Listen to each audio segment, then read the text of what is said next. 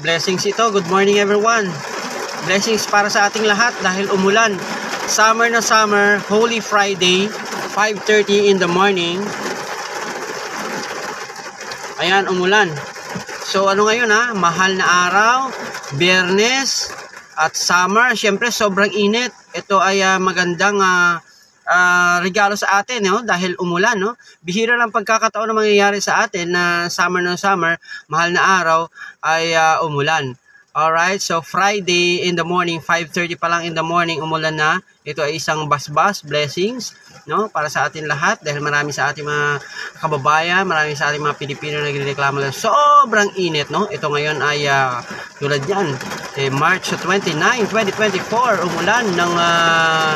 umulan ng todo, umulan, no? Ayan, ang lakas,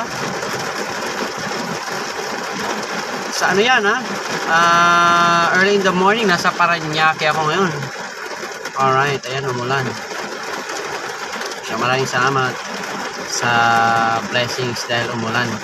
Dahil nga marami ang nagkakasakit, marami ang inaatake dahil sa sobrang init, heat stroke. At the same time, no, grabe ang ating katawan kapag hindi kaya ng ating katawan ng sobrang init ay iba rin ang epekto.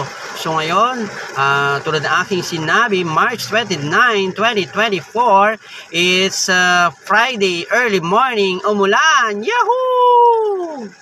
It's a blessing for us dahil maging masarap ang ating pakiramdam dahil umulan. Oh, umaga yan early in the morning. Nagbubukas tayo ng kotse para ipakita natin.